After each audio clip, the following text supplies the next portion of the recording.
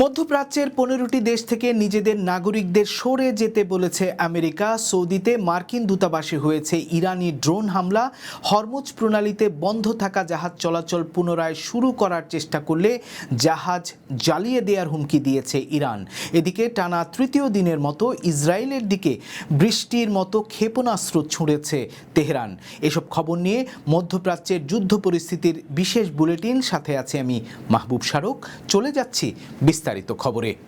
যুদ্ধের পরিস্থিতিতে অনিশ্চয়তায় পড়েছে পুরো মধ্যপ্রাচ্য। এই অঞ্চলে যুক্তরাষ্ট্রের মিত্র দেশগুলোতে মার্কিন ঘাঁটি ও স্থাপনায় তেহরানের হামলা অব্যাহত থাকায় সংঘাত ধীরে ধীরে বিস্তৃত হচ্ছে।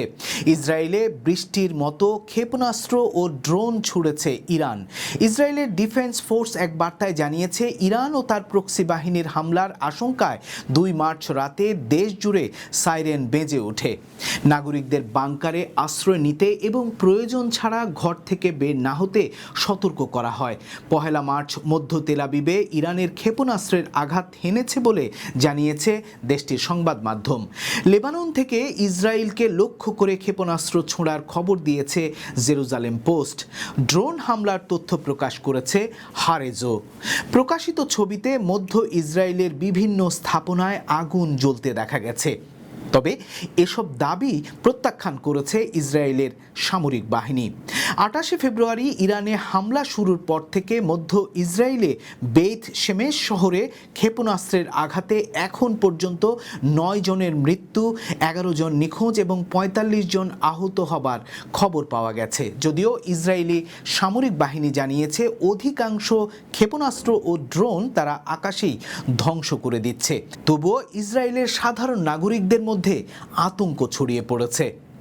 ফিনান্সিয়াল টাইমসের বরাত দিয়ে জেরুজালেম পোস্ট জানিয়েছে, ইসরায়েল তেহরানের ট্রাফিক ক্যামেরা হ্যাক করে এবং কৃত্রিম বুদ্ধিমত্তা ব্যবহার করে সর্বোচ্চ নেতা আয়াতুল্লাহ আলী খামেনির গতিবিধি নজরদারি করে তাকে হত্যা করেছে। খামেনির যাতায়াতের পথ, সময়সূচি এবং কারা তার সাথে নিয়মিত থাকতেন এসব তথ্য বিশ্লেষণ করা হয়েছে মাসের পর মাস ধরে। মার্কিন কেন্দ্রীয় গোয়েন্দা সংস্থা সিআইএ তাদের নিজস্ব গোয়েন্দা দিয়ে হত্যার দিন খামেনির অবস্থান নিশ্চিত করে। একই সঙ্গে এই এলাকায় সেলুলার টাওয়ার অকার্যকর করে দেওয়া হয় যাতে নিরাপত্তা সদস্যরা আগে থেকে সতর্ক বার্তা না পান। সিগন্যালস ইন্টেলিজেন্স নেটওয়ার্ক অনুপ্রবেশ এবং নিজেদের গোয়েন্দাদের সহায়তায় নির্ভুল অবস্থান শনাক্ত করে 30টি ক্ষেপণাস্ত্র নিক্ষেপ করা হয়। এদিকে সৌদির রিয়াদে মার্কিন দূতাবাস কম্পাউন্ডে ড্রোন হামলার ঘটনা ঘটেছে। 2টি ড্রোন আঘাত হানলেও প্রাণহানির খবর এখন পর্যন্ত পাওয়া যায়নি। সামান্য ক্ষয়ক্ষতির কথা জানিয়েছে সৌদি গেজেট।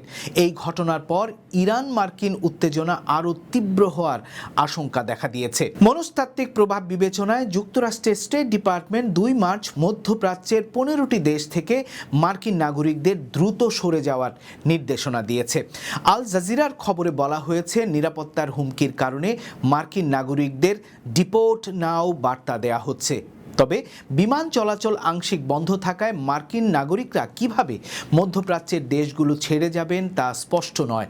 কুয়েতে মার্কিন দূতাবাস অনির্দিষ্টকালের জন্য বন্ধ ঘোষণা করা হয়েছে। ফলে উপসাগরীয় অঞ্চলে অবস্থানরত মার্কিন নাগরিকরা এখন নজিরবিহীন নিরাপত্তা সংকটে পড়েছেন। মধ্যপ্রাচ্যের বিভিন্ন দেশে মার্কিন স্থাপনায় ক্ষেপণাস্ত্র ও ড্রোন হামলা অব্যাহত রেখেছে ইরান। বাহরাইনের শেখ ইসা এলাকায় মার্কিন বিমান ঘাঁটিতে হামলার খবর প্রকাশিত হয়েছে নানান গণমাধ্যমে। কমান্ড ও স্টাফ ভবন ক্ষতিগ্রস্ত হয়েছে এবং জ্বালানি ট্যাঙ্ক বিস্ফোরণের তথ্য মিলেছে। তবে এ বিষয়ে মার্কিন সরকারের পক্ষ থেকে আনুষ্ঠানিক বিবৃতি এখনো আসেনি। ইরান হরমুজ প্রণালীতে জাহাজ চলাচল নিয়ন্ত্রণে নিয়েছে।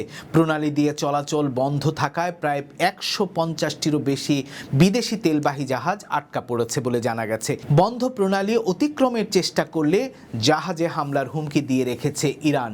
রেভলিউশনারি গার্ড কর্পসের উপদেষ্টা ইব্রাহিম জাবারি জানিয়েছেন, হরমুজ প্রণালী বন্ধ ঘোষণা করা হয়েছে। এই নির্দেশ অমান্য করলে জাহাজ জ্বালিয়ে দেয়া হবে। বিশ্বের মোট তেল সরবরাহের প্রায় 1 পঞ্চমাংশ এই প্রণালী দিয়েই পরিবাহিত হয়।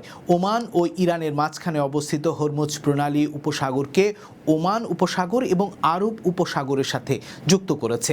এই সমুদ্রপথ বন্ধ হলে বিশ্ববাজারে জ্বালানি তেলের সরবরাহে বড় সংকট তৈরি হবে, যার প্রভাব পড়বে দক্ষিণ এশিয়া সহ বিশ্বের নানান প্রান্তে। বেড়ে যাবে জ্বালানি তেলের দাম, বাড়বে খাদ্যপণ্যের দাম। যুদ্ধের মাসুলটা গুনতে হবে সারা দুনিয়ার নানান প্রান্তের সাধারণ মানুষকেই।